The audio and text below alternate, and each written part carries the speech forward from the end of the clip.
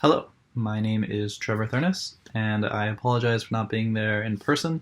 Last minute, I got invited to a trip to Iceland, and it was one of the things that I couldn't miss taking, so I am making this video to hopefully make up for me missing the conference in person.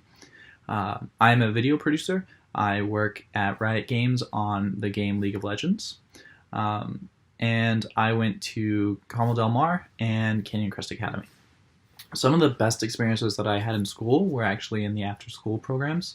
I took conservatory for film, and what I learned in school were raw skills. Things like filmmaking. I learned how directing works, the ins and out of it, how to know what good film looks like. But the place that I feel that I didn't get what I wanted from school was in soft skills. Things like communication. Every company that I've ever worked for has stressed the importance of feedback, whether that is feedback on how a process works or a specific video we are making, or just generally giving feedback to one another. And that was something that never really came up that much in school. We had group projects and we had we gave feedback during presentations, but it was all very, you would give the feedback and that was the end of it. We never really talked about what a good feedback cycle was and the importance of constant iteration. And that's something that we do a lot in film, is just constantly making edits, making changes, revising things, throwing stuff away and adding new stuff in. And this constant iteration is something that I never got from school. So then moving out of school, when talking about fears of failing, I never really struggled with taking the first step. What I struggled with was knowing that I was going to find something I loved doing. That uncertainty of, in 10 years when I'm committed to this career, will I wake up every day with a smile that I get to go into work instead of dread? I believe if I put my mind to something, I can achieve it. But how do I know that what I achieve and end up doing long term is what I want? My solution was trying several different things. Editing, directing, working in a theater, managing, playtesting. And in the end, that is why I love video producing so much, is because it has the communication aspect that I loved from management. It has the feedback and constant iteration from playtesting. It has the level of film from editing. I get to, give opinions. And just my general my general love of film is why I was in the theater business. So I took a little bit from everything and found a job where I could do all of it put together, and that's what truly makes me happy. It's interesting to me that people talk about being judged as a fear of not starting a career, because for me, being judged was the fear that got me started. Fear that people would think I was a failure, or fear of knowing what people might say behind my back. This was all my motivation. It never was like a stopping force. It was a get-going force. I did not want to give anyone the chance to judge me in a negative way, whether it was the career I chose or how I ended up there. So I actually think people judging others, as negative as it can be, can just be turned around into a motivation to better yourself. As for this inner genius aspect of it, I actually don't believe in this inner genius thing, if I was to be honest, and I hope the people running this feel that that is okay. I don't believe that everyone is special. I don't believe some people just are randomly good at things. I believe that anyone can achieve anything they want to do if they are willing to put the time in. It's really as simple as that. I didn't choose my career based on my strengths.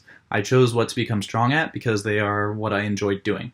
I sucked at communication, but I really enjoy working with people, so I worked constantly to improve it. Same with giving and receiving feedback. I don't believe in strengths and weaknesses as a personality trait. They are just a fact of your current state and can always be changed. As for moving my industry forward or creating innovations, there are two things I try to do to push our videos forward in the industry, and that is communication and iteration. Listening to brilliant people that I get to work with and hear their ideas and what they want to improve and what they want to change, and then asking them questions to guide them to these ideas or to figure out how to do it, and then working with them to implement it, and then circling back and see how it worked.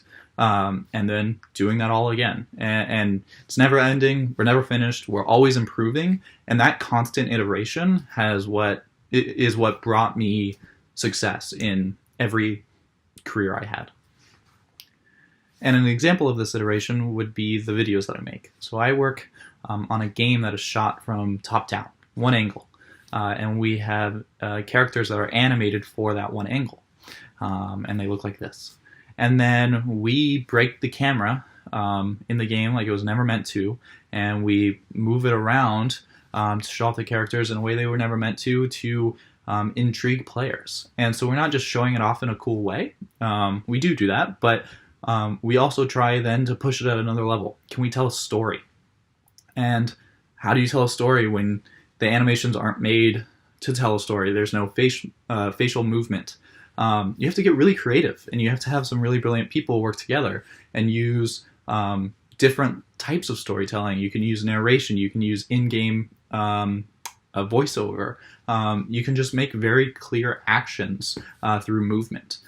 And so I don't believe that we would ever really be able to achieve this if we weren't constantly iterating.